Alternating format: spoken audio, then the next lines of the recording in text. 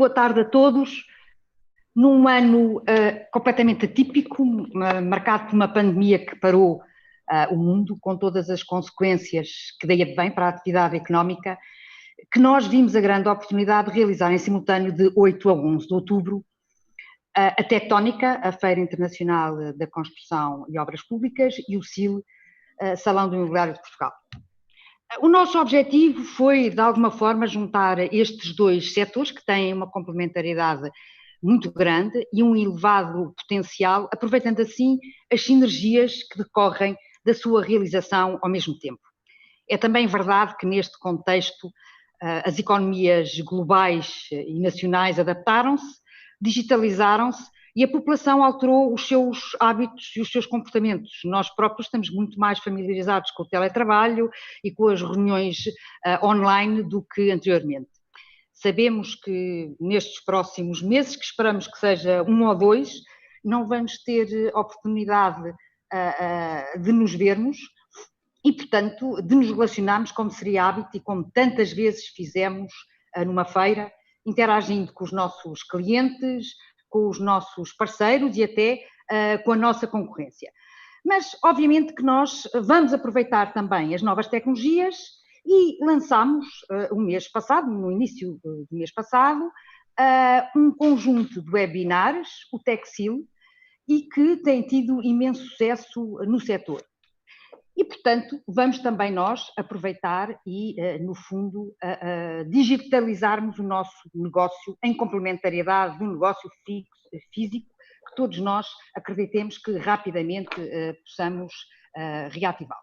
Ora, é exatamente sobre esta temática da transformação digital no negócio, neste caso, nos setores da construção e imobiliário, que este segundo webinar trata. Desde as relações com os parceiros e clientes, às operações que têm lugar internamente na nossa empresa, as tecnologias digitais mudaram drasticamente a forma como a informação é transmitida e processada. Dados e tecnologias estão no centro da transformação digital, mas esses fatores, por si só, serão suficientes para dar aquele salto que todos nós queremos? Não teremos também de falar da gestão das competências no negócio? É por isso que hoje temos aqui connosco um painel de oradores de excelência que nos vêm contar um pouco da sua experiência nesta área. Não me vou demorar mais e, em nome da Fundação AIP, gostaria de, em primeiro lugar, dar as boas-vindas aos participantes e agradecer aos nossos oradores, representantes das empresas de construção imobiliário e arquitetura, nomeadamente ao Hugo Santos Ferreira, vice-presidente executivo da Associação Portuguesa de Promotores e Investidores Imobiliários, à Beatriz Rubio, CEO da Remax Portugal, ao Ricardo Sousa, CEO da 121 Ibéria, ao Miguel Mota Pires, diretor técnico e BIM Manager do Grupo Casais, à Nilza Paraíba, designer de comunicação da Revigrês, ao Jorge Portugal, diretor-geral da Cotec, e à nossa moderadora Sónia Santos Pereira, do Dinheiro Vivo, a quem passo de imediato a palavra. Obrigada. Boa tarde a todos, oradores e público. Esta é também uma nova forma de nos reunirmos em conferência, sustentada em meios digitais, exatamente o tema desta webinar. Uma transformação também na realização destes eventos, que nas últimas semanas proliferaram, não é? Houve um conjunto de webinars exatamente para aproximar as pessoas e se poder manter o diálogo e a discussão sobre os vários temas que nos preocupam. Eu começava esta conferência por perguntar à Beatriz. Beatriz, olá. Olá, estou a conectar o microfone. Eu gostava de saber qual foi a experiência na Remax nesta fase de confinamento e de só poder, basicamente, recorrer a meios digitais.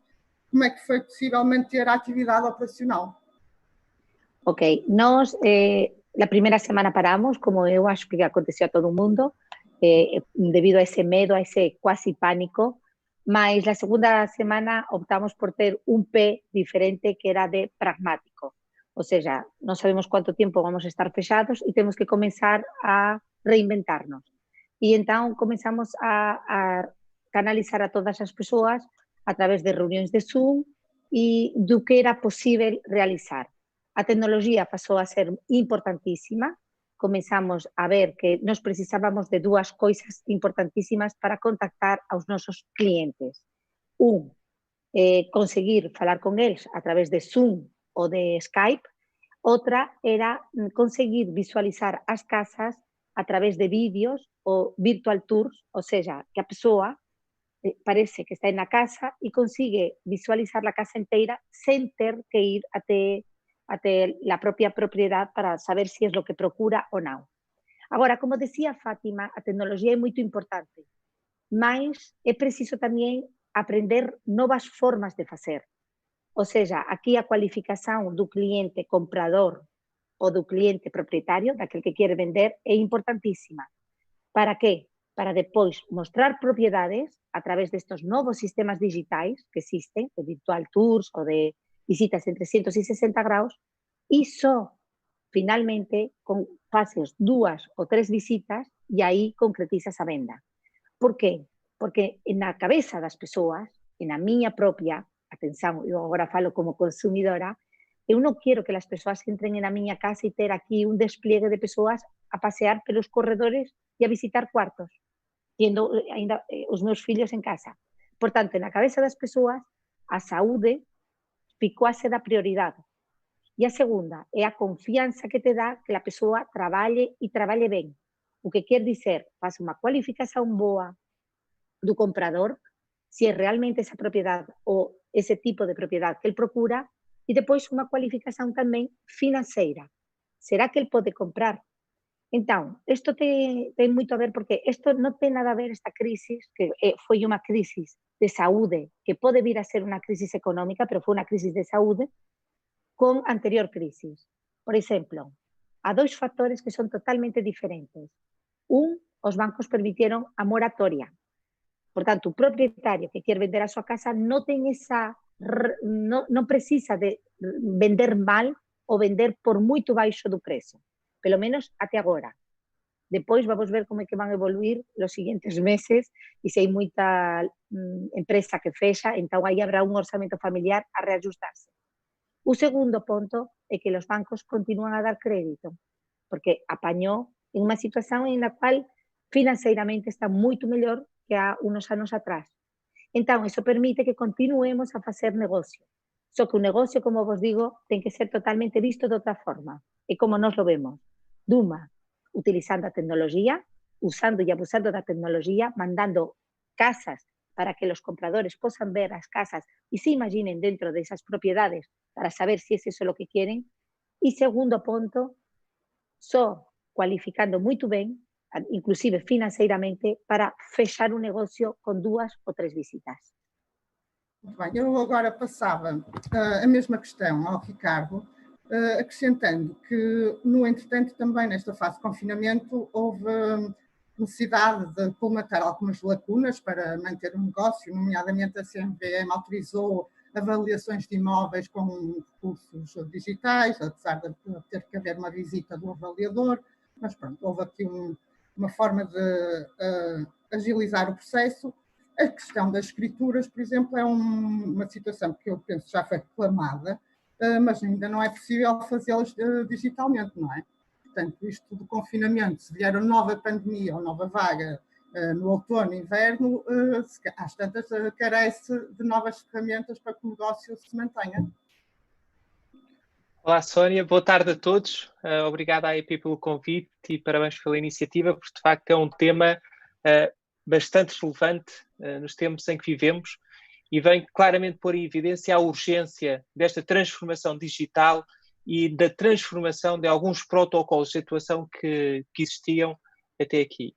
E o que de facto nós notámos durante este período foi algo incrível. Foi a mobilização de um setor, ou seja, toda uma cadeia de valor, de todos os operadores, em particular da mediação imobiliária, que temos o contacto com o consumidor, seja o consumidor que compra e muitas vezes, e no caso da mediação, o consumidor que também está a vender, ou seja, o proprietário particular que está a vender a sua própria casa, e houve aqui uma capacidade de adaptação extraordinária e uma flexibilização. A questão das assinaturas digitais, que a Sónia não mencionou, que também foi aprovada durante este processo, ou seja, para podermos assinar digitalmente os documentos seja os contratos de mediação, contratos de promessa, ou seja, houve aqui, de facto, uma capacidade de digitalizar algo que havia muita resistência, e o grande desafio que fica, porque há uma clara necessidade de uma mudança de paradigma, não é? De uma lógica transaccional no imobiliário para uma lógica relacional, de relação. E como é que nós, com a tecnologia hoje disponível, podemos adaptar o nosso modelo de negócio? Não se trata de utilizar a tecnologia para fazer o que sempre fizemos, trata-se de utilizar a tecnologia para fazermos de maneira diferente, mais eficiente, mais relevante e que acrescente valor ao consumidor final e a todos os intervenientes desta cadeia de valor que é o mundo da construção e do imobiliário. Nós, durante este período, conseguimos avançar desde o processo de angariação do imóvel, seja de um particular ou de uma instituição, de um promotor, até à transação e escritura. Aqui os bancos, e felicitar também a sua capacidade de flexibilizar, e todos sabemos que são as organizações que têm uma maior dificuldade nesta adaptabilidade rápida a estas novas circunstâncias, porque o processo, como mencionou, das avaliações, de agendamento de escrituras, foi algo que todos os operadores tiveram que coordenar muito bem para conseguirmos concluir. E os clientes que reuniam as condições necessárias para adquirir o imóvel, essas transações foram feitas. Foram feitas as avaliações, foram feitas as escrituras, porque hoje a tecnologia assim o permite. No entanto, o fator humano evidenciou-se e claramente reforçou a sua importância.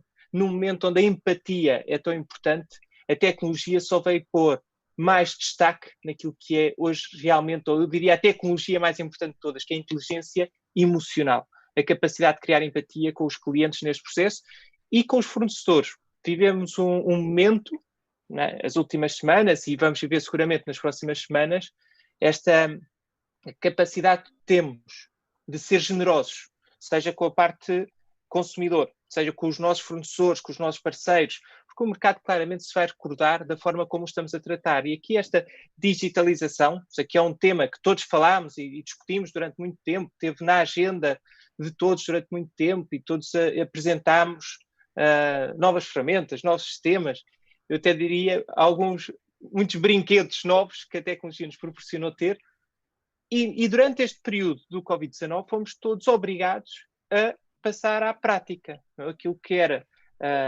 algo que estava aí passou a ter que ser uma forma de trabalhar e de lidar com os clientes. E aquilo que está a ser todo o movimento que está a existir. E outra vez aqui o setor a trabalhar de uma forma coordenada e bastante consistente, que é perceber o que é que foi algo pontual durante este período de confinamento e, como a Sónia dizia bem, o que é que tem que, de facto, mudar para o futuro com a tecnologia hoje disponível, porque esta situação pode se repetir, mas não só porque a situação se pode repetir, porque se provou mais eficiente, mais prático, mais seguro e mais transparente para os nossos clientes. A questão das escrituras já está a ser desenvolvido um trabalho pela Ordem dos Notários, com os Ministérios da Justiça, para ver como é que se pode ultrapassar e podermos também passar a fazer de forma digital a formalização do negócio, da transação, com a escritura também de um modo digital. Porque esta digitalização, e nós na C321 Portugal já há bastante tempo que apostamos nesta lógica de transformação digital, seja para justiças virtuais, a integração de outras plataformas e de outras tecnologias, mesmo de outros setores, com a nossa plataforma e com a nossa tecnologia, para podermos servir e optimizar.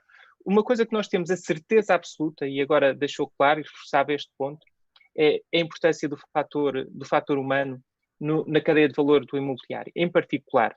E nós temos enfatizado muito e reforçado muito este ponto, que a transação imobiliária, ou seja, aquilo que é o mercado imobiliário essencial, a esmagadora maioria, que são as famílias portuguesas, ou mesmo o cliente internacional que vem comprar o seu imóvel para que é a sua poupança de uma vida, que vem fazer a sua aquisição do seu imóvel, são consequências de alterações da nossa estrutura familiar, são momentos muito importantes da vida das pessoas. É o divórcio, é o casamento, é a procura, perdi o emprego, fui promovido, preciso fazer um upgrade, preciso fazer um downgrade, são momentos onde a tensão emocional e o stress emocional dos clientes é muito alto.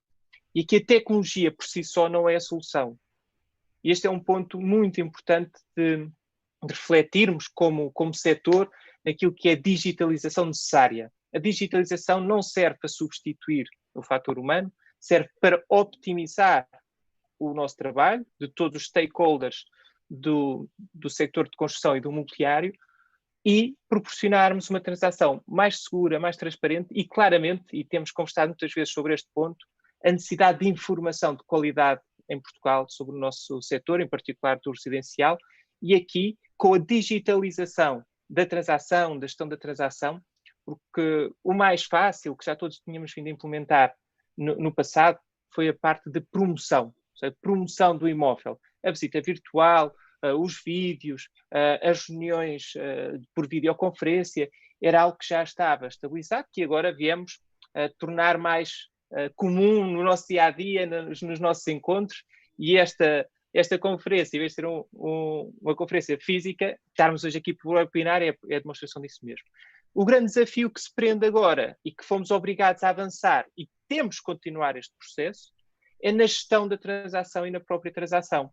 E eu deixaria também para os nossos colegas de painel para ver o impacto nas outras áreas da cadeia de valor, nomeadamente na construção, na promoção imobiliária, nos materiais de construção.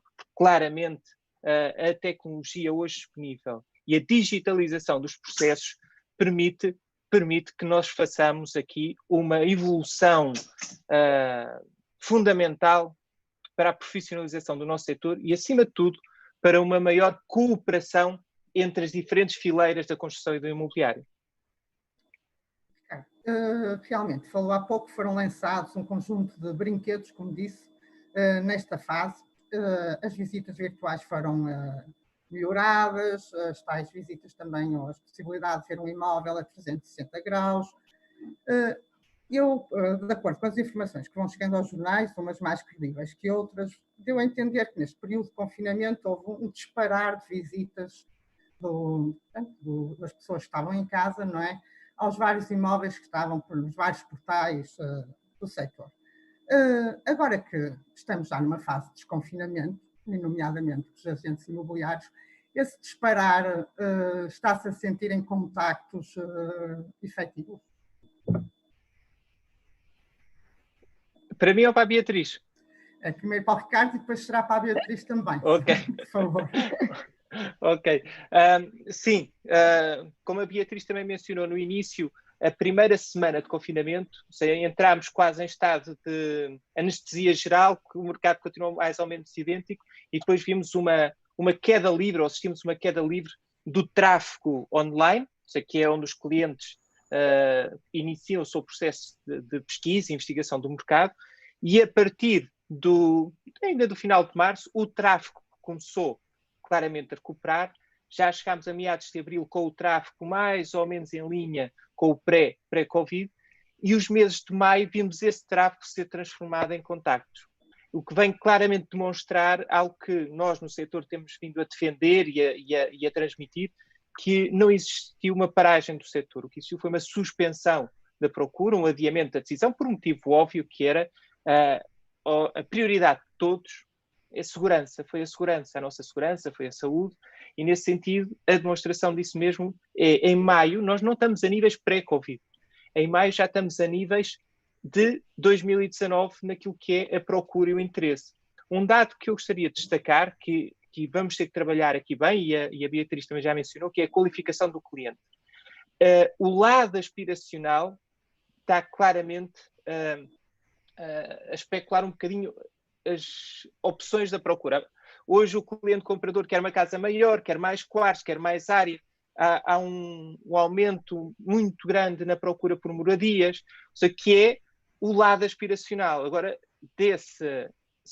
não lhe quero chamar sonho, mas dessa aspiração que é eu gostava de fazer este upgrade, ou agora que eu preciso mesmo comprar casa, e depois do que vivi nestas últimas semanas, talvez precise de uma casa maior, vem a questão que é a realidade. E aqui é o trabalho que nós na mediação temos que fazer, e é uma responsabilidade que temos, de poder avaliar claramente as possibilidades e a solução mais ajustada ao poder aquisitivo dos portugueses neste momento. E todos sabemos que vimos de um processo onde a taxa de esforço para comprar um imóvel nas principais cidades de Portugal, em particular em Lisboa, estava bem acima daquilo que seria o expectável.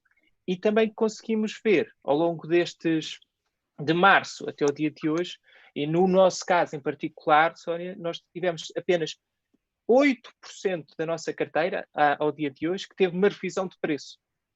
E a revisão de preço foi um desconto médio dos anúncios, obviamente, não estamos a falar de transações, de 7% do preço, ou seja, só 8% e só 7%, ou seja, há aqui uma clara estabilidade nos preços. Primeiro porque vimos de uma lógica de mais oferta do que procura, e nós temos visto a parte da construção, e o Hugo vai falar nisso, manteve o ritmo, e aqui, claramente, na construção nova não é expectável nenhuma alteração de preço, e mais com esta procura que continua forte.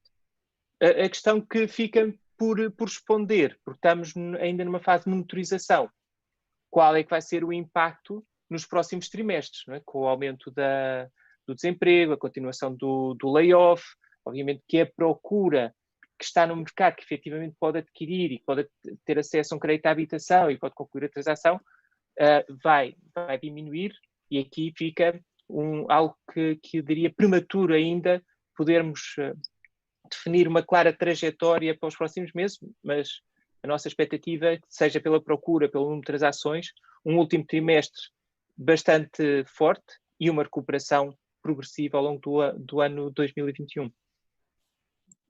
Beatriz, eu colocava exatamente a mesma questão que lancei ao Ricardo, só com um acrescento, aproveitando portanto, a intervenção do Ricardo, relativamente à procura e à oferta. O Ricardo basicamente diz que os preços estão estáveis, não é? Houve aquela circunstância, apenas 8% da carteira apresentou uma redução de 7% dos preços, mas eu, enquanto potencial cliente, não estou à procura de casa, diria que o mercado está, nomeadamente o residencial, está à espera que os preços deixam depois com esta crise. Bom, então, primeiro vamos a falar das leads, que foi a primeira pergunta que fez ao Ricardo. O número de contactos tem vindo a manterse e en este mes de maio já recuperou tamén o ano, como estábamos en febreiro de 2020, que era muito bom. Por tanto, nós estamos a ter máis de 800 contactos por día na Remax, 800, ou porque queren comprar casas ou porque queren vender a súa casa. É moito contacto, atención. E lo que acontece é que cando unha persoa en esta situación actual pede contacto, además todo por email, a través do noso site, é porque realmente ten o interés ou en comprar ou en vender. Porque, como decía antes, a saúde continúa aquí, na nosa cabeza e na nosa prioridade. Se non, nos ya non andaríamos de máscara, ya andamos de máscara. Eu estou no escritorio e o saio para a casa de baño, o saio para falar con alguén e poño a máscara, non é? Por tanto, a saúde continúa a ser a nosa prioridade. Por tanto, estos contactos son contactos de persoas que realmente non queren visitar casas, precisan mesmo de ser atendidos, ou para comprar ou para vender. E, por tanto, aí a cualificación, como decía eu antes, é fundamental. A pregunta que me tiña feito era con respecto aos preços, non é? Os preços, ampliando isto, os preços, como eu expliquei antes, esta crisis, e desde o inicio temos tido montes de jornalistas a pedirnos, ya deixeron os preços. Eu tive como 4 ou 5 pedidos en abril, Beatriz, ya deixeron os preços, e eu pasei os comparativos e non deixía. E ao fin de maio, que ya fiz tamén un comparativo de todos estes meses, vos posso dizer, para nós, Remax, non deixeron os preços, nin 8%. Pode un caso moito específico que quiera vender mesmo, mas non é un efecto COVID, é o efecto dunha persoa que quer vender en un momento, como podía ter sido antes do COVID ou agora. Por tanto, non é algo que seja relevante. Agora, acredito firmemente o orzamento familiar. Se nós non nos incorporamos rapidamente e non pomos as nosas empresas a funcionar, sexan elas do sector inmobiliario, sexan elas de outros sectores, vai haber un constrangimiento familiar, quer queramos, quer non é? Porque moita empresa non vai voltar a abrir portas, va a haber en layoff, ok? Estás a gañar diñeiro, mas non é o mesmo diñeiro, e nós sabemos todos que nos facemos contas con un noso orzamento, con un noso ordenado ao completo. Siempre. Así foron feitas as contas, non é? o meu marido ganha tanto, ou tal, eu tenho tanto e gasto tanto. Conclusão, en ese momento pode vir a haber máis propiedades que se poñan a venda por causa de non poder pagar a hipoteca, porque en estos momentos existe unha moratoria de 3, 6 meses, mas non podemos esquecer que a moratoria é como a propia palabra indica, ou seja, non é perdón de dívida, tú vas ter que pagar a dívida máis a frente. Por tanto, unha situación que en estos momentos alixeira, digamos, o problema, en unos meses pode vir a ser un problema forte. Dios no quiera, porque eu non quero voltar a los niveis que tivemos que pasar en 2011, que foron moito duros para todos, e que virou unha crisis financeira en unha crisis económica e social. E non querría, mais é probável que veña a haber un incumplimiento maior en la moratoria, en la dívida aos bancos, e aí veñan a colocarse moitas máis propiedades á venda no sector inmobiliario, e en ese momento, en un momento en que entran moitas propiedades para venda, e aí é un ajuste do mercado, los preços ven a descer, ok? Mas en este momento non desxeron. E arrendamiento, desgraciadamente, continúa forte, como siempre. En Portugal é un mercado caro para arrendar, por eso que as persoas moitas veces deciden comprar, porque pelo mesmo prezo o arrendan o compran, ok? Ou ás veces até máis barato comprar que arrendar, e en estos momentos as casas que estaban para curta duración, ou seja, máis para turismo, ainda non foron recolocadas no mercado. Por tanto, eu acho que as persoas, eu teño falado moito con propietarios de predios enteiros que tiñan para arrendamento de curta duración, e están un pouco a espera de se as fronteiras van ser abertas. Porque nun momento en que as fronteiras sexan abertas, os voos sexan recuperados, esas casas voltarán ao turismo. Se as persoas ven que en máis un mes as fronteiras non son abertas, é probável que se incorporen ao mercado de arrendamiento, sendo que vai ser un arrendamento non de longo prazo, sino máis ben de un medio prazo, vamos a chamar así, dun ano. Están a ver, ou seja, esta situación alterou moito de lo que era normal.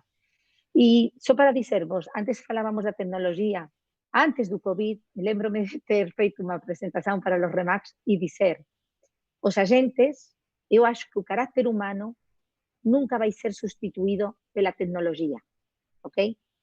Sí pode acontecer ser sustituídos por persoas que tamén traballan tecnología. Van a ver, é diferente, ok? Nós temos todos a obrigación de adaptarnos a estas novas circunstancias, porque por moito que pensemos daqui a un mes estamos en un normal, ese normal que nos coñecíamos antes do COVID, acredito firmemente que nunca máis va a voltar, pelo menos até o fin do primer trimestre de 2021.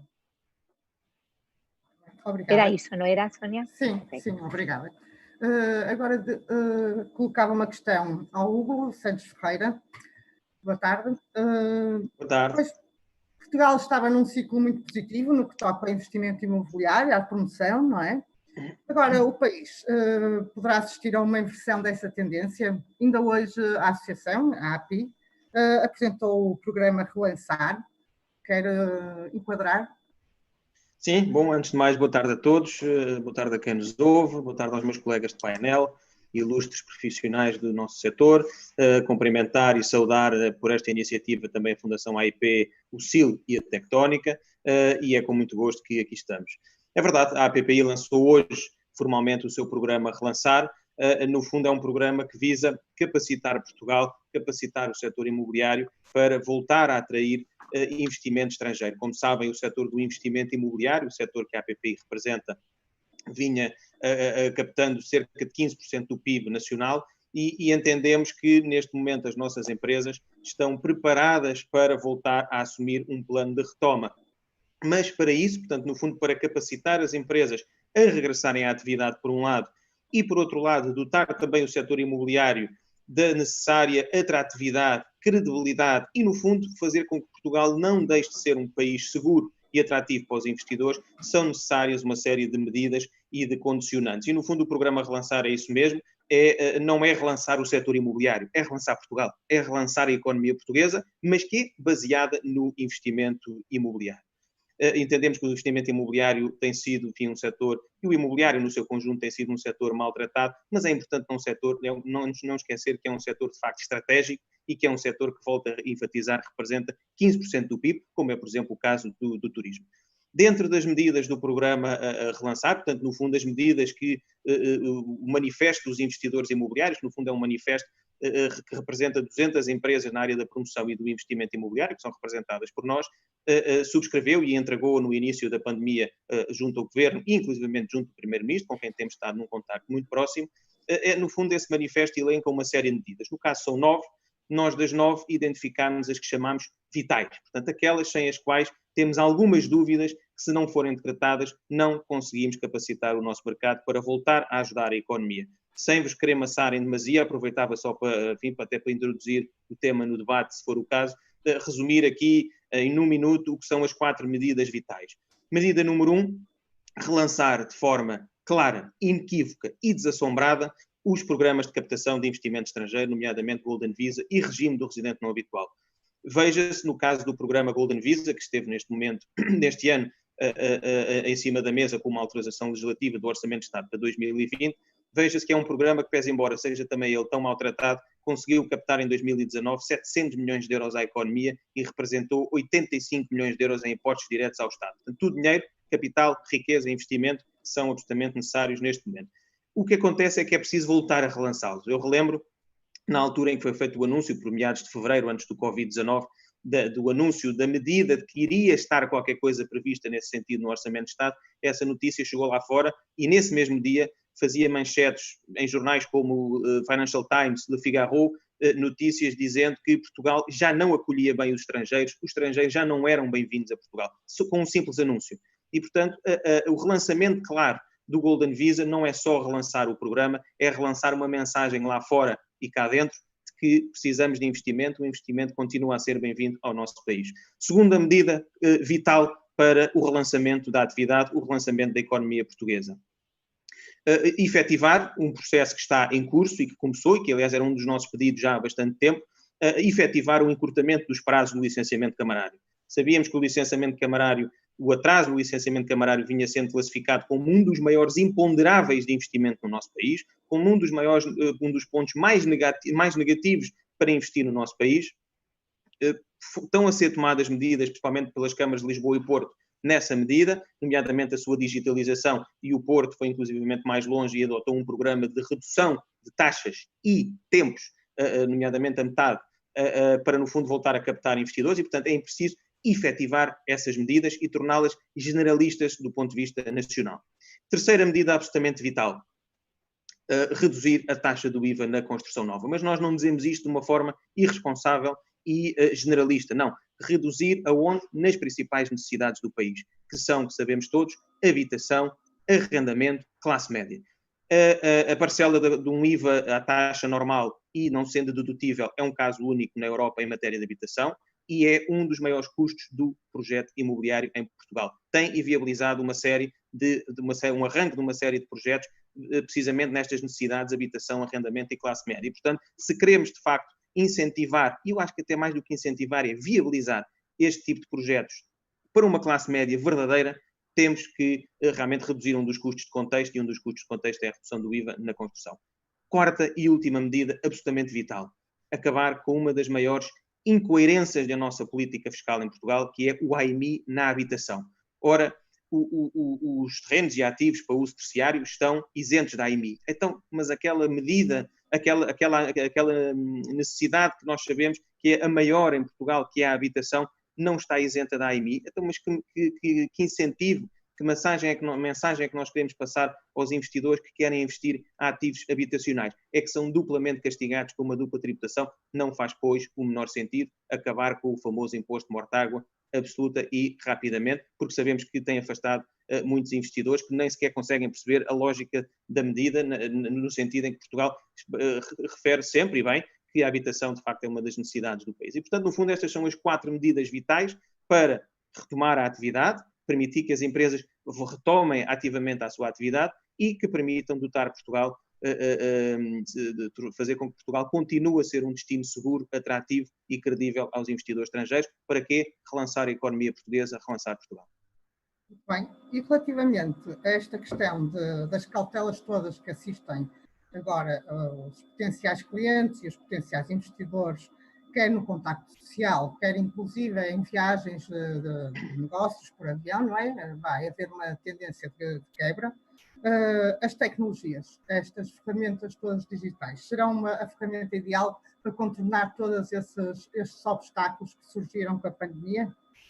Sim, vou responder a isso, no fundo, em duas vias. Uma primeira, muito simples e muito rápida, não é por acaso que o facto de se permitir a realização de negócios à distância era precisamente uma das 9 medidas que nós tínhamos incluído no nosso manifesto desde o início da pandemia, que fizemos chegar ao Primeiro-Ministro. Portanto, saudamos o Governo com a adoção dessas medidas, que estão, penso eu, a meio caminho, no fundo, permitir a realização de negócios à distância. Por exemplo, a realização das escrituras públicas ainda não é, como a Sónia referiu e bem, ainda não é uma possibilidade, mas acreditamos que estamos nesse meio caminho. E, aliás, há um ponto muito importante de verificar. Isto não são medidas transitórias. O facto de poder fazer um negócio à distância vai fazer parte do futuro. Enfim, eu sou jurista e, para um jurista, realmente um dos pontos máximos na vontade de contratar, no fundo, no caso de uma escritura, de comprar um imóvel, é a liberdade da pessoa que está a comprar, não é? No fundo, saber que não está a ser coagida nesse sentido. E para um jurista isso é a coisa essencial do negócio jurídico. Mas, de facto, a situação que vivemos é uma situação absolutamente excepcional, que merece medidas excepcionais. E nós não podemos desencarar o futuro. O futuro é esse, o futuro vai passar a ser as vendas online. Eu posso-vos dizer, enfim, do relato que tenho visto por parte dos promotores imobiliários, as vendas diretas online têm crescido exponencialmente e, nesta altura, cresceram exponencialmente. Aliás, eu tenho dito, enfim, em tom de brincadeira, que a transformação digital nas nossas empresas não é obra de nenhum Chief Innovation Officer das nossas empresas. Não, o único responsável pela transformação digital chama-se Covid-19. Foi ele que fez a transformação digital das nossas empresas, e coisa que poderia demorar décadas, demorou uma semana, 3 dias, 2 semanas em algumas empresas. E isso, de facto, é fantástico. Portanto, é um ponto essencialíssimo concluir. Segundo ponto, no fundo, para falar um pouco do que é realmente, enfim, que o Ricardo e a Beatriz também já falaram, do que é o imobiliário hoje, enfim, esta pandemia, a maior certeza que tem é a incerteza, vivemos todos tempos novos e, de facto, o imobiliário não é alheio a isso. Estou convencido que o período a curto, médio e longo prazo será um caminho feito a diferentes velocidades no setor imobiliário. Eu diria que os setores mais afetados, portanto, um será sem dúvida tudo o que tenha a ver com turismo, naturalmente, esse é um setor afetadíssimo, e portanto ligando aqui o turismo ao imobiliário, tudo o que seja naturalmente os ativos, nomeadamente na área residencial, que estejam mais dedicados a segmentos mais baixos ou médios baixos, a procura interna, o desemprego, vão naturalmente afetar essas áreas, e não é por acaso que, se bem repararam, nas 4 medidas vitais que eu elenquei, 2 delas têm a ver precisamente com a viabilidade de projetos para a classe média, porque realmente se nós não os conseguirmos fazer, as pessoas não vão ter capacidade para comprar a sua habitação, a casa da sua vida, e portanto esse é um segmento que nos preocupa bastante. Por outro lado, enfim, e tudo o que seja o mercado em segunda mão, não é? O mercado em segunda mão terá naturalmente, pelas mesmas razões, alguma afetação. O mercado de construção nova, de reabilitação, e aí, enfim, incluindo no mercado que chamamos na gíria do imobiliário de primeira mão, será pouco afetado. O que nós vemos é que a maioria dos investidores internacionais continuam a ter muitíssimo interesse por Portugal. O facto de Portugal, mais uma vez, esperemos nós concretizar, ser um bom aluno na Europa na saída de uma crise, já o provou no passado, está a provar nesta altura, temos o nosso país nas bocas do mundo e em todos os principais meios de comunicação do mundo inteiro, como Portugal sendo um dos melhores países nesse momento para visitar, enfim, para trabalhar, para viver mesmo com a pandemia, e portanto estamos a provar novamente que somos um bom aluno, tem-nos colocado novamente nas bocas do mundo e estamos certos que há muitos investidores, não só do ponto de vista institucional, mas aqui mais do ponto de vista do investidor individual, investidores Golden Visa e residente não habitual, que continuarão a ter muito interesse para Portugal, e isso, enfim, é o feedback que temos tido, e, portanto, nos segmentos, eu diria, mais altos, a situação será menos dramática. Mas, como veem, é um setor que caminhará a diferentes velocidades, e depois, só para terminar, mesmo nas diferentes áreas também, enfim, o que eu posso ver da minha área, da área da promoção do investimento imobiliário e, consequentemente, também da construção, que dependerá de nós, enquanto donos de obra, foi dos poucos setores de atividade que conseguiu manter em curso, aliás, como o Ricardo falava há pouco, e, portanto, mantivemos a nossa atividade, conseguimos, as nossas empresas estavam mais bem preparadas, acreditamos piamente nisso, mais bem preparadas do que nunca, profissionalizaram-se muitíssimo, aprendemos muitíssimo na última crise financeira e estávamos capacitados e tínhamos as nossas tesourarias preparadas para enfrentar este embate. E, portanto, é por isso que dizemos que Portugal, que o setor imobiliário está preparado para voltar a ser um dos motores da economia neste relançamento, porque realmente as empresas profissionalizaram-se e souberam capitalizar-se e souberam estar preparadas para estes embates. E aqui estamos preparados para o futuro e para voltar a ajudar Portugal. Eu agora colocaria uma questão a Jorge Portugal, diretor-geral da Cotec, relativamente a esta questão, à matéria que nos traz aqui, a transformação digital. A indústria 4.0 também está envolvida nesta matéria. São processos que estão na ordem do dia já há alguns anos, não é de hoje, não é? Ainda assim, é um processo que, a nível das várias empresas do tecido empresarial português, está a várias velocidades. As empresas, face a esta situação pandémica, face a uma eventual incerteza do ano e toda esta mudança de paradigma, vão ter que acelerar esta transformação? Bom, boa tarde aos participantes, também aos meus colegas de painel, e obrigado pelo convite. Bom, eu diria que esta transformação já estava a acontecer antes e, como também já foi dito, tivemos aqui um acelerador Covid. Mas esse acelerador teve maior incidência nas empresas que já estavam preparadas para essa aceleração, para esse catalisador.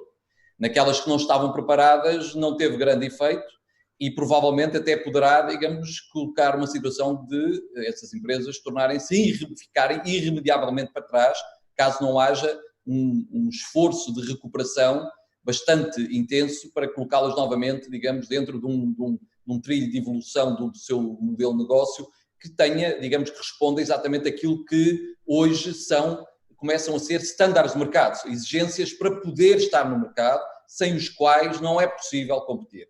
E a primeira exigência, obviamente, é a capacidade de estar, digamos, ligado digitalmente com os parceiros, com os clientes, com os fornecedores, com os próprios trabalhadores, com as equipas internas e trabalhar de uma forma remota, da mesma maneira que trabalhávamos de uma forma, digamos, conjunta, física, presencial. Mas eu, propriamente, antes de olhar para aquilo que é o caminho que as empresas portuguesas devem fazer, e em particular o setor de construção, para o qual a Cotec tem olhado desde há praticamente 2 anos com uma atenção particular pelo seu impacto na produtividade direta do setor, mas também na produtividade de outros setores. E quando falamos de 15% do PIB, falamos, digamos, de impactos indiretos muito importantes noutros setores, nomeadamente no setor do turismo também. É importante perceber o que é que nos espera, digamos, o futuro a prazo. E o futuro a prazo significa os próximos anos. E o que nos espera, e isto já foi anunciado agora no plano de recuperação, o Next Generation da Comissão Europeia, espera-nos um futuro mais verde, mais digital e, digamos, também esperamos que seja mais justo. E o que é que isto significa na prática portanto, para as empresas? Significa operarem numa economia de baixo carbono e, portanto, do ponto de vista de emissões e de eficiência e de utilização de energia, muito menos exigente, muito mais eficiente, mas também implica trabalhar numa economia muito menos exigente em termos de recursos naturais, o que significa fazer recurso a uma cadeia de abastecimento assente em produtos, em matérias-primas renováveis, a um ciclo de vida dos produtos circular, em que aquilo que é o resultado do fim de vida do produto é novamente injetado na economia como matéria-prima. Ora, a construção, e o setor da construção, é um excelente exemplo, e foi por isso que o escolhemos desde sempre, para poder exemplificar o que é que significava a 4ª Revolução Industrial. Exatamente daquilo que é isto que está a acontecer. 70% dos resíduos produzidos em Portugal são resíduos de construção e demolição, que em muitos casos são aproveitados porque são usados por exemplo, para tapar, para poder tapar buracos de pedreiras e outro tipo de aproveitamentos que são considerados aproveitamentos de valorização, mas na prática uma pequena parte, estamos a falar provavelmente 5 a 10%, são reinjetados novamente no ciclo de construção. Ora, é esta a natureza da transformação que temos que fazer no setor da construção, para além de também, e um outro setor, para podermos fazer face àquilo que é o grande desafio da transição energética, de podermos trabalhar, olhar para o ciclo da estrutura do imóvel, não apenas na fase como aconteceu até agora, de projeto, de construção e de manutenção, portanto, da utilização, mas olharmos para o ciclo de vida completo da estrutura. E olhar para o ciclo de vida completo da estrutura significa uma mudança também estrutural no setor. E essa mudança estrutural significa aquilo que já foi referido, uma proximidade ao cliente e às suas necessidades através de plataformas digitais. E, portanto, a própria abordagem comercial, como foi dita, não é só no setor dos bens alimentares, dos bens de consumo, mas também no setor da construção. Cada vez mais o cliente profissional ou o cliente particular vai à procura a primeira fase da sua procura é na internet. E quem não estiver na internet, quem não estiver no topo das pesquisas do Google, não existe, ou vai ficar, claramente, não vai ficar na shortlist das compras. Mas aqui também temos que falar a montante. E a montante significa a fase de projeto, construção e manutenção. E aí essa integração necessária para conseguirmos esse ganho energético, essa menor exigência do ponto de vista de recursos naturais e, obviamente, a redução de custos da construção. E, portanto, podemos fazer aquilo que se chama, noutros setores, o planeamento conjunto do CAPEX e do OPEX, do investimento na construção e no investimento da manutenção. A abordagem completa cada vez mais vai ser exigida pelos clientes. E não estamos a falar só de clientes profissionais, que neste momento, do ponto de vista do financiamento das estruturas, é o ciclo de vida completo que vai ser importante, mas também os clientes particulares, que cada vez mais, quando vão comprar e os nossos colegas, os nossos oradores de painel da área profissional provavelmente podem, digamos, ter comentário sobre esta matéria, que quando vão perguntar qual é que é, digamos, o custo operacional da casa, o seu consumo energético, a sua eficiência energética, cada vez mais ponderam esse custo dentro do custo de construção da casa. Portanto, podemos comprar uma casa, vender uma casa mais cara, mas que ao longo do ciclo de vida é muito mais barata porque consome muito menos energia, tem mecanismos de aproveitamento, por exemplo, de águas residuais, que é uma coisa ainda, é um aspecto ainda novidade na construção em Portugal, mas podemos, digamos, contemplar exatamente uma lógica de avaliação e de aquisição, principalmente de um bem, que seja no aspecto profissional, seja para o aspecto de habitação, é um bem que é para durar durante décadas e, portanto, é uma compra que tem que ser ponderada e tem que, digamos, esses aspectos terem sido em conta, digamos, desde o seu projeto digamos, à sua execução. Dito isto, qual é que é a implicação do ponto de vista digital? E indo diretamente à pergunta que fez. Digamos, é a grande revolução que as plataformas digitais de colaboração trazem para o setor. Hoje é possível, desde o primeiro minuto em que se desenha, digamos, nasce a ideia de um novo projeto imobiliário, seja profissional, seja de habitação doméstica, colocar em trabalho coletivo e síncrono o arquiteto, o projetista, o engenheiro e o próprio promotor imobiliário, que pode colaborar também na definição daquilo que são as especificações do projeto. E isto antes de colocar e eleger colocar uma pedra, um fundamento, um pilar, o que quer que seja, no terreno. E esse é o primeiro ponto. Mas, neste momento, em termos dessa colaboração, essa colaboração hoje já existe. Não é ficção científica. Existe através de estándares como o BIM, e, portanto, onde não só os construtores como os fornecedores comunicam de uma forma harmoniosa em termos de dados os seus catálogos de produtos, os seus métodos de funcionamento, o seu trabalho, as suas abordagens de projeto, e permite também projetar todo o ciclo do produto ao longo do ciclo de vida, neste caso a infraestrutura. Isto é, qual é que é o custo de construção, a solução construtiva e a solução, digamos, de utilização e de manutenção, os custos de manutenção, de tal maneira que o custo, em muitos casos, nomeadamente para infraestruturas, digamos, de utilização comercial, o custo que conta não é o custo de construção, mas o custo de utilização ao longo do seu ciclo de vida, e há próprio, digamos, contratos que já são feitos exatamente dessa maneira, de pagar exatamente por custo de manutenção ao longo do tempo.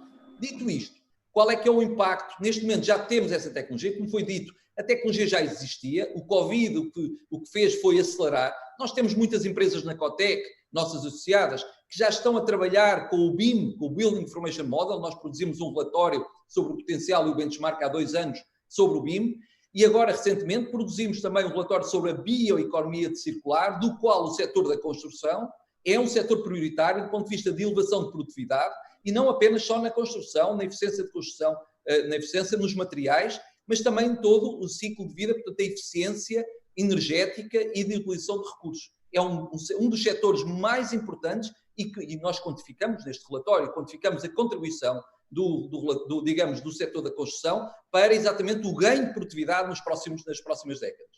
E é por essas razões é que não é apenas a digitalização é importante, mas acima de tudo o que é importante é a inovação, que a integração entre novos materiais, um ciclo de vida, um olhar para o ciclo de vida completo do produto, da infraestrutura, e depois, obviamente, a digitalização ao longo da cadeia toda de valor, que torna, digamos, aqui a fonte da produtividade. E, obviamente, vai impor uma integração e uma reorganização de todo o setor. Eu diria que, provavelmente, vai haver empresas de construção que se vão fundir com empresas de manutenção, já está isso a acontecer, e provavelmente o setor da promoção imobiliária também vai estreitar as suas ligações com quem está, digamos, a área da comercialização, com a área, digamos, do desenho da promoção imobiliária. Sobre a situação portuguesa, e nós fizemos digamos, temos uma ferramenta que disponibilizamos a todas as empresas, está disponível no nosso site, para quem quiser, digamos, consultar, que se chama TEIA.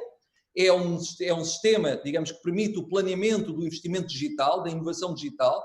Primeiro, que começa essa avaliação pelo estado de maturidade operacional e estratégico da empresa para receber os conceitos do 4.0. E esse é o primeiro passo. Depois há os passos de planear, de definir onde é que eu quero estar daqui a, vamos imaginar, 3 anos, e que passos, do ponto de vista de investimentos, tem que dar para chegar a esse nível de produtividade. O TEIA, como ferramenta, não é apenas uma ferramenta que mede o estado de maturidade da empresa, mas mede também, permite calcular à empresa, qual é o retorno económico, o impacto económico de passar para o nível, digamos, em que a empresa está, ou para o nível em que deseja estar daqui a 2, 3 anos. Nós fizemos uma calibração desse modelo com 300 empresas nacionais e também no setor de construção, e os resultados foram muito interessantes. Os resultados na área da construção apontam para que, em termos de baixa, digamos, empresas que estão a utilizar as tecnologias 4.0 ainda de forma embrionária, nós temos praticamente quase 50% do setor. Em que depois 24% são empresas que estão, digamos, intermédias, e 29%, cerca de 30%, são empresas que são avançadas na utilização das ferramentas 4.0, e aqui eu incluo as plataformas digitais, o BIM, robótica colaborativa no chão de fábrica, neste caso no estaleiro, AGVs para apoiar, exoesqueletos para apoiar, digamos, o trabalhador e simplificar e criar risco, digamos, reduzir os riscos portanto, no estaleiro, e depois todo um conjunto de sensores e atuadores para tornar inteligente a infraestrutura e conseguir otimizar aquilo que é a gestão ao longo de todo o ciclo de vida da estrutura, seja, digamos, um imóvel doméstico para a habitação, ou seja, de uma estrutura para utilização comercial ou industrial. Dito isto, há claramente aqui um espaço de progresso. Só para dar outro número importante, até 2019 foram investidos globalmente em digitalização, apoiados pelo programa Compete, que é um grande motor da inovação e da digitalização em Portugal, 3,1 mil milhões de euros, e aquilo que, e respondendo agora, foi uma elaboração longa para chegar à conclusão, aquilo que vai ser fundamental agora no pós-Covid é que as empresas, primeiro aquelas que já estavam a investir na transição para este novo modelo, o continuam, porque é claro da Comissão Europeia e da União Europeia que até para o fim da próxima década a construção vai ser um dos setores aliás, ele está bem explícito no programa agora, no Next Generation, que foi apresentado esta semana. O setor da construção vai ser um dos setores mais pressionados para a transformação, e transformação nas direções que acabámos de dizer. E as empresas portuguesas, para poderem competir a nível internacional, e notem que a construção, isto o que faz é que Portugal pode ser um exportador de serviços de engenharia, um exportador de comercial, portanto, de vendas à distância, vender à distância o que se produz e o que existe em Portugal, e pode ser, efetivamente, um exportador de componentes para a construção, para obras que não são feitas em Portugal, mas são feitas em todo o mundo. Aliás, temos muitos associados que já estão a fazer isso, não é? Já aquilo que produzem em Portugal, sabem, através da sincronização que o BIM permite, exatamente qual é que é o momento em que o componente, seja, por exemplo, uma pedra para revestir uma fachada, ou seja, digamos, um componente qualquer do revestimento interno, sabe exatamente qual é o momento em que deve chegar à obra, ao estaleiro, e que deve ser, e isso vai dar, efetivamente, um ganho de produtividade, uma redução de desperdício, digamos, sem precedentes na história do setor, e é este o caminho. Não é um caminho, eu não estou aqui com uma bola de cristal, é um caminho que muitas empresas na Europa e no mundo já estão a fazer, muitos países já estão a considerar, digamos, a digitalização como prioritária do ponto de vista da sua compra pública. Por exemplo, um país como a Inglaterra considera que obras acima de um determinado valor têm que ser feitas sobre uma norma BIM, exatamente para poder considerar todo o ciclo de vida, e esta é uma tendência que nós vamos ver a acelerar no mercado nos próximos anos. Muito bem. A construção é um dos setores que mais é chamado na resposta ao Acordo de Paris e também à decisão de Bruxelas do final do ano passado para uma Europa mais sustentável. Isso irá exigir, nomeadamente das empresas portuguesas, uma alavancagem a nível exatamente tecnológico, porque há uma série de fatores que têm que ser cumpridos e provavelmente ainda há aqui lacunas a esse nível para elas poderem dar uma resposta no imediato.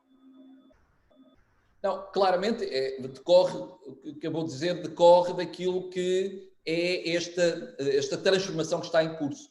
Nós vamos ter que entrar numa economia de baixo carbono e, portanto, de grande eficiência energética. Essa baixa eficiência energética significa que os edifícios, não só na sua construção, mas também na sua utilização, vão ter que ser extremamente eficientes do ponto de vista da utilização de recursos e do ponto de vista de emissões e do ponto de vista da pegada que geram da sua utilização. Ora, isto não é negociável. E não é negociável no Acordo de Paris e não é negociável agora no Green Deal que a Comissão Europeia está neste momento a propor.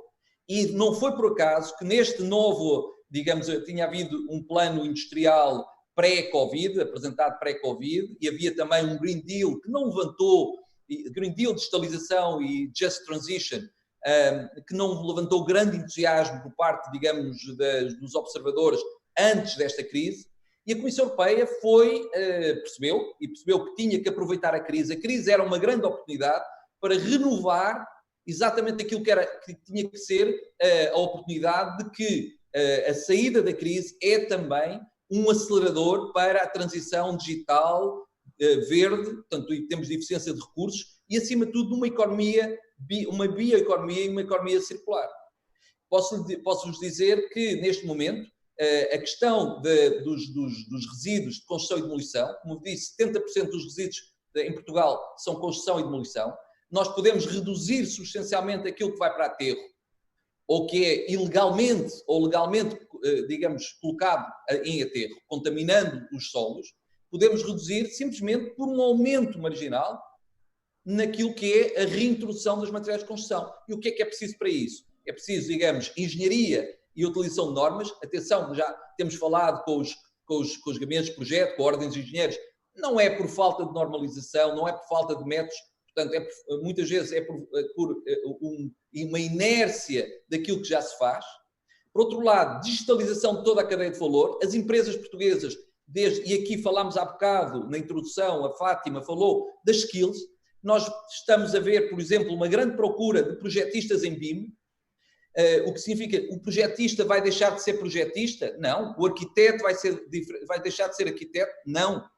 Vai a trabalhar sobre uma plataforma colaborativa, digital, no modelo de dados único e que vai permitir simular em cada momento da construção aquilo que é a infraestrutura, o comportamento da infraestrutura do ponto de vista termodinâmico, do ponto de vista energético, do ponto de vista hidráulico e hídrico e do ponto de vista da própria, digamos, conforto das pessoas, no seu interior. Ora, a mesma coisa se passa na construção, no chão de fábrica, neste caso no estaleiro, em que o encarregado de obra, que é visto na área da construção como uma das profissões de grande transformação por efeitos da digitalização, não vai deixar de ter a sua função. Vai ter uma posição completamente central de coordenação através do modelo tridimensional, exatamente daquilo que é a eficiência da construção e da condução e, digamos, ter uma relação muito mais amigável entre máquinas que apoiam a construção. Nós, neste momento, até agora, se olharmos, temos aqui no escritório da Cotec uma construção aqui ao lado mesmo, que temos acompanhado, por acaso, acelerou bastante no tempo, digamos, nestes meses do Covid, e como também já disseram, o setor não parou, e o setor da construção também não parou, e aqui este edifício cresceu até bastante depressa, mas quando olhamos para o estaleiro, vemos um estaleiro tradicional, não vemos máquinas nem robôs colaborativos, não vemos AGVs, não vemos exoesqueletos que podiam efetivamente adotados, são tecnologias TRL, tecnologias de maturidade elevada e que já podiam estar muito bem a criar, digamos, no chão de fábrica, a trazer produtividade, como, aliás, já estão nas fábricas de muitas empresas portuguesas. E é esse investimento que nós precisamos de fazer, é esse investimento, por exemplo, que o TEIA, como ferramenta de gestão de inovação, permite ajudar as empresas e o método que porque aquilo que nós percebemos dos empresários é que há uma visão muito de curto prazo daquilo que é o negócio hoje. Hoje, essa visão é perigosa, é muito perigosa. É necessário olhar para aquilo que vai ser o mercado, vai ser a indústria daqui a 5 anos. Aliás, como alguns dos nossos oradores anteriores já fizeram. E, portanto, por maioria de razão, se o digital, se estamos a olhar para um cliente que vai cada vez mais ter uma perspectiva digital, seja o cliente profissional, seja o cliente particular, por maioria de razão, na área da construção, este também vai ser o futuro. E, portanto, o grande desafio para as empresas portuguesas são estes 47%, esta metade das empresas portuguesas que têm baixa maturidade digital, têm que olhar para mais do que aquilo que é o próximo ano e têm que olhar exatamente para aquilo que são as possibilidades que a tecnologia não substitui a gestão, já também foi dito, nós vamos precisar de continuar a ter muito e boa gestão. Eu diria, quanto mais high-tech, tiramos mais high-touch. O grande problema, daquilo que é a modernização dos setores produtivos portugueses, não é um problema tecnológico, não é falta de tecnologia, é falta de gestão. E, acima de tudo, os gestores incorporarem a inovação nas suas estratégias e na sua visão de mercado e nos seus processos operacionais, na gestão dos processos operacionais. E é exatamente este planeamento que nós ajudamos as empresas a fazer e esta pedagogia e esta capacitação que nós ajudamos as empresas a fazer e entendemos que é fundamental continuar a investir. Não basta apenas ter mais oferta do lado da oferta de tecnologia, é preciso também ter capacitação do lado da procura, neste caso, do lado dos gestores, e não são só os decisores empresariais, aqueles que estão, digamos, no boardroom. São os diretores de primeira linha, os diretores de produção, os encarregados de obras, os projetistas, pois esses são os grandes influenciadores dentro das empresas. Já agora, os comercializadores, quem comercializa as propriedades, que têm que fazer o push do mercado e perceber e fazer, digamos, os seus parceiros perceber que têm que mudar e mudar rapidamente para que Portugal possa, efetivamente, digamos, tornar-se uma potência competitiva nesta área da construção, porque tem todas as condições para isso. Obrigada. Eu passava agora a palavra exatamente ao Miguel Mota Pires, da Casais, que, pelo que eu julgo saber, utiliza a plataforma BIM. É uma solução que apercebi-me que tenha um sucesso bastante elevado a nível internacional. Eu gostava de saber o que é que a Casais ganhou em utilizar esta plataforma. Muito boa tarde, agradecer o convite, tanto também dar os cumprimentos aos palestrantes e também agradecer a presença dos participantes.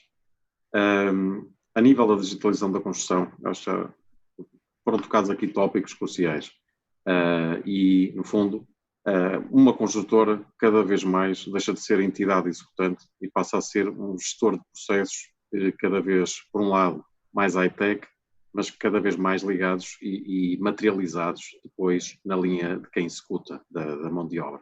Portanto, essa ponte entre a tecnologia e também a execução é sempre uma das grandes dificuldades, porque, como foi explanado, a tecnologia já existe. O seu domínio é necessário ter know-how, mas depois é preciso também desmaterializá-la para, digamos, operários de execução de obra e, ao mesmo tempo, torná-la, digamos, acessível e daí, no fundo, ser preciso conhecer não só a tecnologia, mas também como implementá-la. E só para dar aqui algum leque, digamos, da área de intervenção de uma construtora, que porventura, por vezes, é vista só na tal entidade executante, a construção e uma construtora como é o Grupo Casais, cada vez mais é transversal, ou seja, nós estamos cada vez mais presentes na fase do projeto. Na fase do projeto, sempre que possível, incorporamos a metodologia identificada do Building Information Modeling, que basicamente é a capacidade de passarmos para uma metodologia digital de projeto, mas não esgotamos a metodologia aí. Estamos a transportá-la para uma outra fase identificada de pré-construção, que basicamente faz a charneira entre os projetos, desde a arquitetura, as engenharias e as diversas especialidades, para uma simulação da execução em obra virtual. E dessa forma conseguimos também antecipar o processo construtivo, conseguimos antecipar as colisões, conseguimos antecipar a necessidade de pedidos de esclarecimentos e tornar a dinâmica digamos, da execução muito mais precoce e antecipada. Há estudos de mercado de consultoras internacionais que identificam, e não é um problema congénito nacional, é um problema transversal do setor, da indústria AEC, que, ao contrário da indústria da manufatura e outro tipo de indústrias, nos últimos 20 anos a produtividade do setor da construção está relativamente estagnado. E um dos fatores, há vários, não são únicos, mas um dos fatores que, por um lado, é uma crise de produtividade, por outro lado, é uma forte oportunidade para o próprio setor. E daí, no fundo, haver esta estratégia de topo e estratégia, digamos, de visão de futuro, orientada para estes processos. Não foi o Covid que nos digitalizou, foi de facto essa percepção estratégica já de alguns anos, a maturidade de incorporar estas tecnologias, ao contrário de outras áreas de construção, leva tempo e é preciso desenvolver know-how que muito dele não existe nem nas academias, nem em entidades de implementações, porque no fundo é um terreno de certa forma iniciático que é preciso percorrer. Mas desde o projeto digital, a pré-construção digital, a própria metodologia de iniciar a industrialização da própria construção e com isso incorporar ganhos de produtividade, de facto é fundamental e é no fundo o vetor de futuro. O grupo, há cerca de 2 anos, incorporou uma unidade industrial orientada só para a industrialização da própria construção, ou seja, não é fazer a carpintaria industrial ou a metalomecânica industrial, é pegar em projetos específicos e, de certa forma, especificar dentro do próprio projeto que já nos é entregue oportunidades de industrialização. Nós temos desde uma parte da construção até ao painel, até um pod de quarto de banho, até um próprio módulo, que pode, como foi bem identificado, ser construído, e nós estamos a fazê-lo em back-office, em condições muito mais industriais, com uma maior até atratividade para a questão da mão de obra, que também é um problema crítico da renovação da mão de obra do setor, que fica, no fundo, mais industrial, e estamos cada vez mais a explorar esses desafios. Ao mesmo tempo, estamos a incorporar na frente de obra a digitalização. As nossas obras hoje em dia, os encarregados trabalham com tablets, a consulta dos processos físicos é relativamente pontual, damos formação e capacitamos com uma tecnologia, digamos, fácil de apreensão, que tem por trás complexidade, mas depois é desmaterializada a complexidade para os próprios operários, e neste caso o chefe de obra, que é o encarregado, e o adjunto da direção de obra e o próprio diretor de obra trabalham nessa plataforma. Os desenhos são carregados em PDF, está sempre disponível a última versão em nuvem e toda a equipa tem sempre que há uma atualização, há um responsável de gestão documental e o projeto fica disponível a toda a equipa e também ao back-office da organização. Ao mesmo tempo, estamos cada vez mais a trabalhar o projeto neste triângulo de força que é crucial, que no fundo é a parte colaborativa. Eu penso que o BIM, muito mais do que um jargão ou do que digamos, uma keyword, tem a ver com a questão colaborativa e tem a ver com, cada vez mais, sentar-se à mesa numa fase preliminar, dono de obra, construtor, equipa de projeto.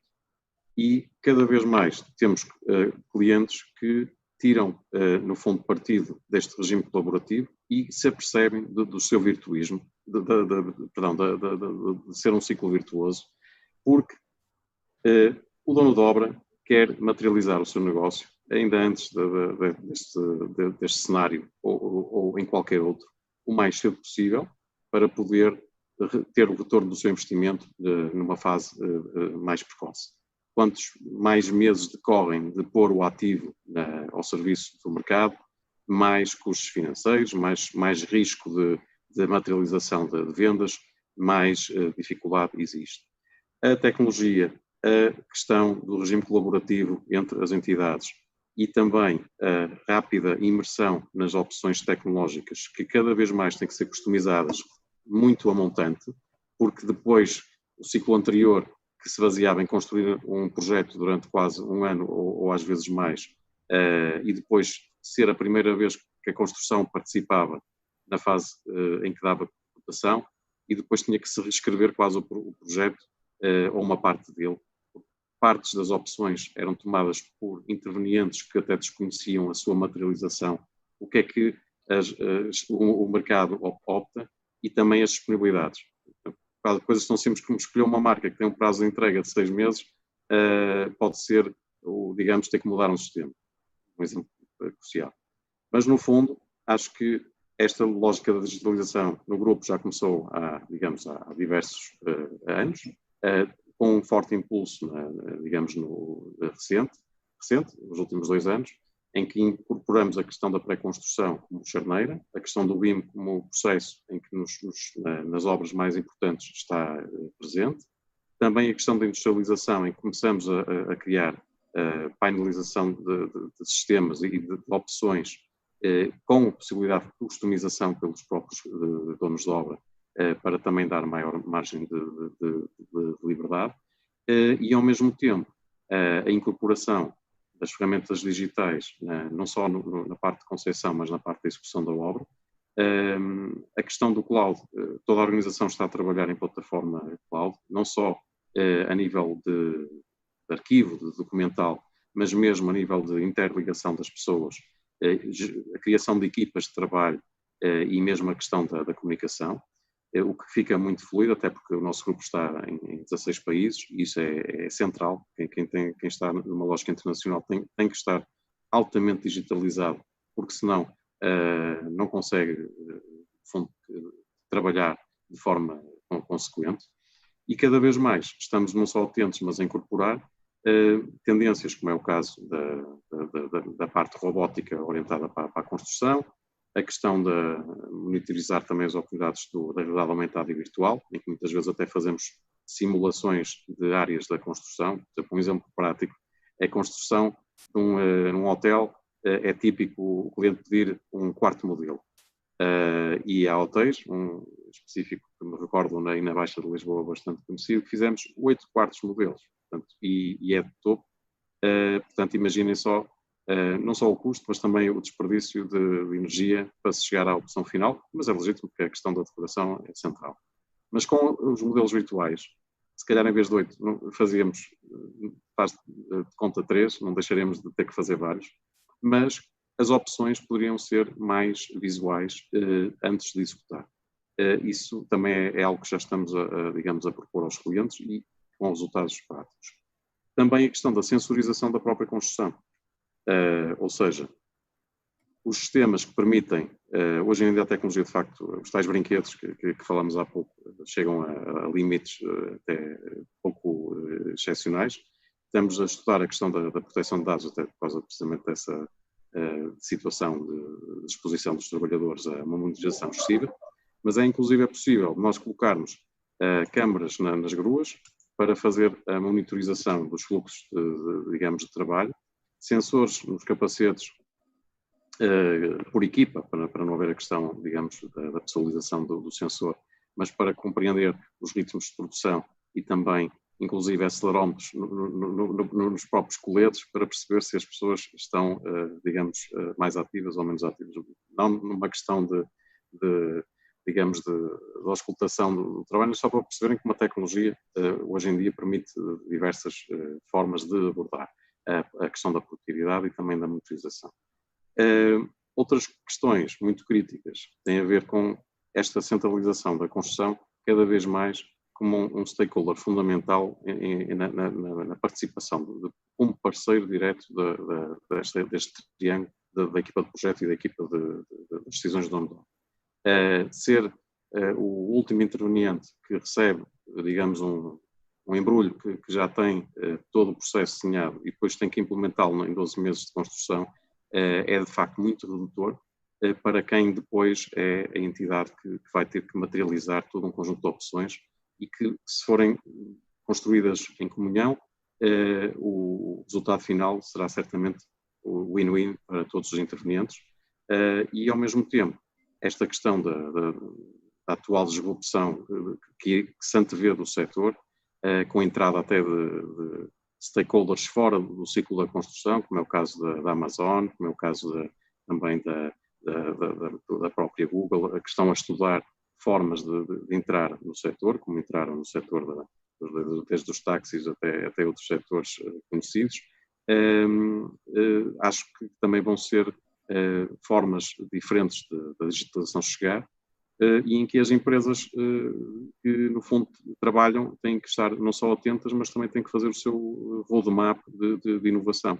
Estou convencido, nós já não construímos como construíamos há alguns anos e cada vez mais a construção vai deixar de ser tão tradicional e vai cada vez mais incorporar, por uma questão de otimização, por uma questão de aumento de produtividade e também por uma questão de melhoria digamos, da própria qualidade da construção, soluções que estão disponíveis desde que haja cada vez mais integração dos parceiros. Algumas ameaças ao setor, inclusive relacionadas com este pacote de investimentos que se antevê da União Europeia, têm a ver com duas situações. Uma já identificada, que é a questão dos licenciamentos. Acho que a digitalização no setor municipal não pode passar por pedir um CD ou um transfer ou fecheiros com assinatura do cartão de cidadão. Acho que tem por passar por uma plataforma interna também colaborativa dos vários gestores dos processos, que de certa forma se conheça quem é que haja um gestor do processo e ao mesmo tempo que a articulação entre os vários setores, porque o processo de licenciamento tem sempre o seu grau de complexidade, porque percorre não só entidades internas como externas, mas acho que aí também é um caminho a percorrer-se, porque de facto um dos entraves por vezes, por muito que o regime colaborativo de construtor, dono de obra e equipa de projeto exista, se o projeto demorar 18 meses para ter uma licença e que a causa não seja o projeto ter que ter atualizações, algo está errado e o nosso país perde competitividade, especialmente para o investimento estrangeiro, que não está, digamos, minimamente sensível para que isso seja sequer algo equacionado. Não precisamos de projetos PIM3 ou essas siglas para terem via verde. Acho que tem que haver uma certa articulação interna, respeitando e compreendendo que de facto há uma sobrecarga, mas também percebendo que isso tem impacto depois na economia do país. E para concluir, a questão do CCP, estes processos que envolvem economia circular, que envolvem sustentabilidade, nós próprios estamos a incorporar um sistema construtivo que, com a incorporação de madeira e soluções industriais que foi anunciado recentemente, que permitem não só desmontar e remontar um edifício completo, como também promover a redução do carbono por mitigação do uso em menor quantidade do betão armado e por, no fundo, os próprios materiais da construção poderem ser locais e não virem digamos, de localizações distantes, mas o CCP, por, no fundo, ser muito orientado para a lógica mais hermética na contratação, percebendo que ela tem que ter o seu nexo de causalidade, mas será certamente um documento que acho que precisará de algum tipo de rápida atualização para permitir que o futuro pacote de investimento mais na área pública seja possível de se proporem estas soluções e não ter um ciclo tão demorado, porque depois elas, se não vierem de quem as concebe como proposta, e no fundo acho que o regime terá que ter um carisma de maior liberdade para a concepção e construção, com um caderno de encargos bem definido, nunca se conseguirá premiar as soluções que promovam a sustentabilidade e a economia circular, porque ou será muito mais difícil apelar, porque essa criatividade ainda não estará disseminada nos processos complexos. Também para concluir, no fundo, expor que no fundo, a questão da digitalização, apesar do setor ser considerado um setor muito tradicional e pouco sensível à capacidade de mutação, passa precisamente por 3 vetores principais. Primeiro, haver uma administração de topo que seja um impulsionador das tecnologias. Depois, haver gestão intermédia capaz e capacitada não só a nível digamos, de formação e também de tecnologia para poder incorporar a estratégia nos processos, digamos, das pessoas. E depois tem que haver os estímulos positivos para a organização, porque depois de se vencerem esses pequenos passos, o benefício é percepcionado. Aquela barreira que existe sempre inicial de dizer que esta mudança é só para criar inércia e dificuldade, acaba por ser ultrapassada e depois as pessoas acabam por trazer e criar esse valor e disseminá-lo em toda a organização. Obrigada. Eu vou passar agora para a Nilza. Boa tarde. A Revigres também não passou ao lado da plataforma BIM, não é? Até lançou, eu tive a oportunidade de ver, uma biblioteca BIM. Quer explicar-nos quais são os conteúdos dessa biblioteca e em que medida é uma ferramenta para o setor da construção? Boa tarde, sendo a última a falar, por um lado é mais fácil, muito já foi dito. Queria apenas dizer que, a par de uma, portanto, revolução tecnológica, também há uma grande revolução de valores, e a Revigres, uma empresa com capital português com 43 anos, tem a responsabilidade de saber posicionar-se na cadeia de valor e fazer com que as suas boas práticas sejam um bom exemplo para o setor da construção. De facto, o sistema colaborativo que o BIM permite, também permite aqui portanto, produtores de produtos para a construção também se sentem logo numa fase preliminar do projeto. E como é que nós conseguimos fazer isso? Portanto, nós ao criarmos uma biblioteca de produto BIM, que, portanto, neste caso nós optámos pela coleção cromática porque é uma coleção vocacionada para as grandes obras, em que é uma das coleções mais completas a nível mundial em porcelanateiro, com 40 cores e 10 formatos. Essa aposta tem a ver com uma estratégia de médio e longo prazo, no sentido de começarmos a posicionar os projetistas, portanto, como nós, a Revigres como parceiro dos projetistas, numa primeira fase do projeto, começarem a utilizar os nossos objetos BIM portanto, na edificação. Uma das outras vantagens que nós vimos através desta aposta é que a Revigres, desde o início da sua produção, teve sempre muitas preocupações ambientais, sempre reconhecida. Aliás, a 95 foi a primeira empresa do setor revestimentos e pavimentos cerâmicos a obter a certificação da qualidade, depois, mais à frente, a certificação ambiental e, por fim, a certificação de responsabilidade social, de inovação, desenvolvimento.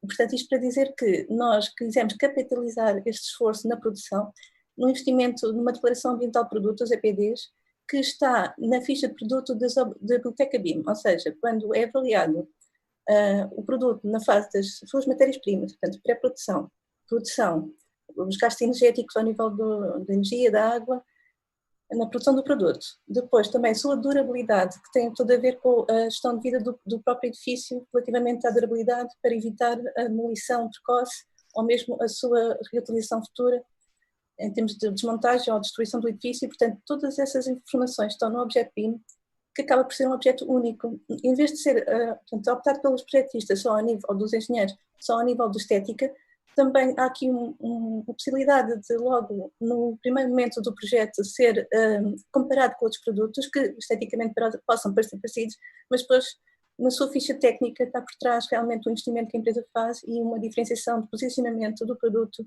que permite também uma valorização do próprio edifício, portanto obtendo as certificações sustentáveis BIM ou LEED, que também valoriza, portanto, o trabalho do projetista, valoriza as cidades e, em último caso, valoriza também o país.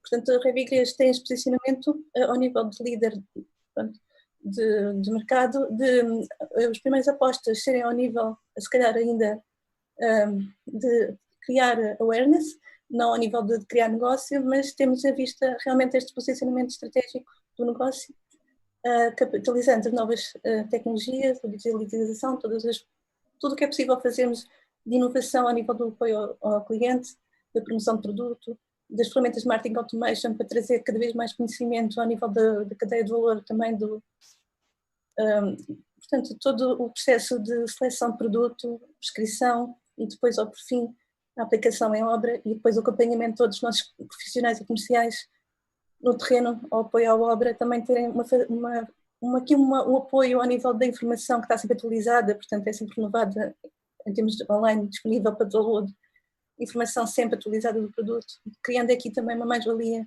no apoio também à venda. Mas ainda não se reflete nas vendas, quer no mercado nacional, quer nos mercados externos? Começamos a ter reflexo ao nível de leads, ou seja, downloads dos objetos, portanto, por exemplo, a nível da nossa estratégia de internalização, portanto, com um baixo custo de investimento, temos downloads em vários países em que com visitas ou viagens temos um investimento muito maior para conseguirmos chegarmos àquela obra, só porque temos realmente esses produtos disponíveis nas plataformas dedicadas ao BIM. Muito obrigada. A sessão está prestes a terminar. Espero que tenha sido uma sessão de trabalho esclarecedora para todos. E agora passava a palavra à Fátima Vila Maior. Sim, senhora, muito obrigada. Muito obrigada a todos. Eu vou só terminar aqui respondendo a 2 ou 3 questões das inúmeras que nos foram colocadas aqui no nosso chat enquanto decorreu esta iniciativa, mas que acho que são importantes e, portanto, vou aqui dar uma resposta. A primeira delas é feita por uma empresa que diz, considerando o atual estado da pandemia, quais as alterações que são feitas pela FIL para tornar segura a participação dos expositores e visitantes. Bom, nós estamos a ultimar, aliás, em boa verdade, já está pronto, um plano de contingência com um conjunto de medidas, não só de higienização permanente do recinto, como de alteração de dimensão de corredores e zonas de passagem, condicionando assim a circulação dos visitores e visitantes, para além de todas as normas que nós estamos habituados a ter quando vamos a recintos públicos, a máscara, etc. Portanto, esses procedimentos são baseados numa sugestão da Associação de Feiras Internacionais, da UFI, e que serão seguidos por grande parte dos eventos de feiras na Europa. Obviamente que nós iremos submeter esse nosso protocolo à Direção-Geral de Saúde para que possam ser postas em prática um conjunto de procedimentos que vão salvaguardar assim a saúde dos nossos expositores e visitantes. Mas obviamente nós estamos a falar hoje em junho.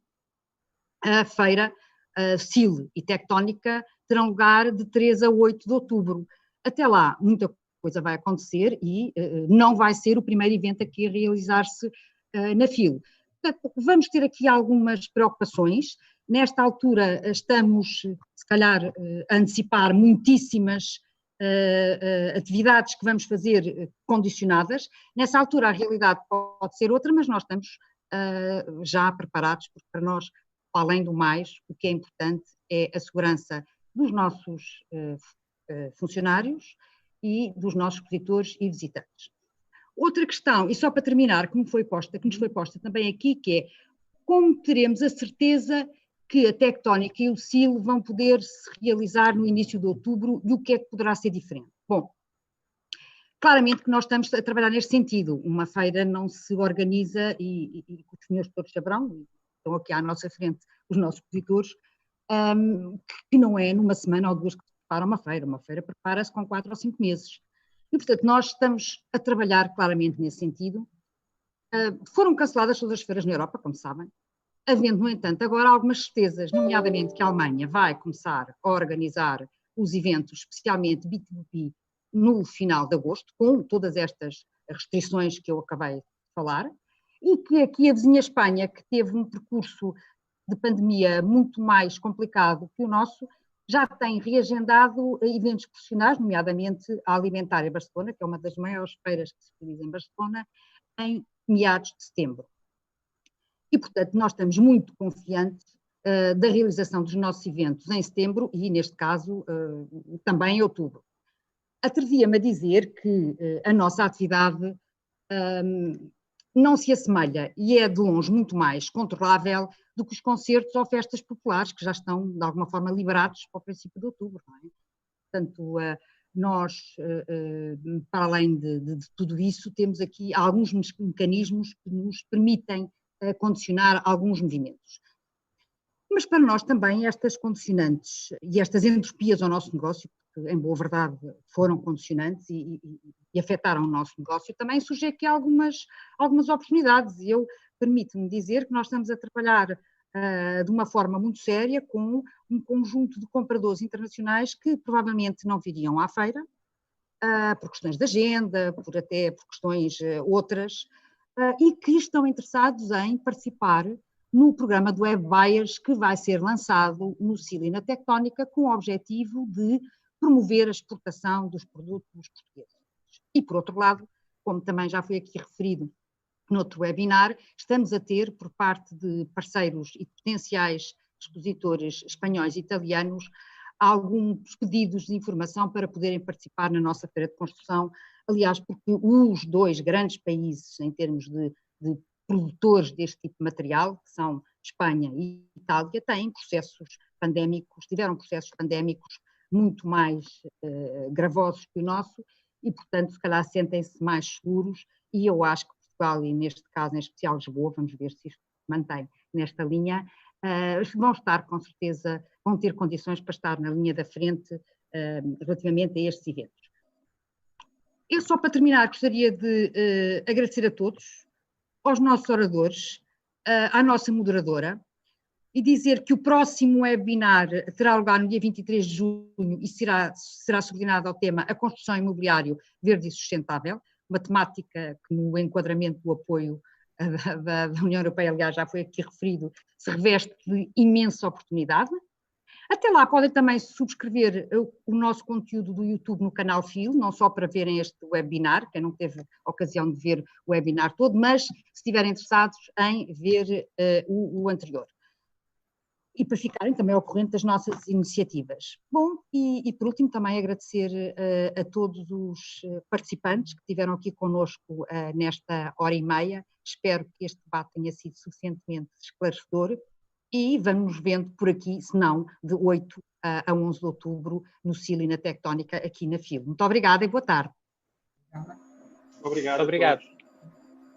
Obrigada, muito obrigada a todos. Boa tarde. Boa tarde. Obrigada.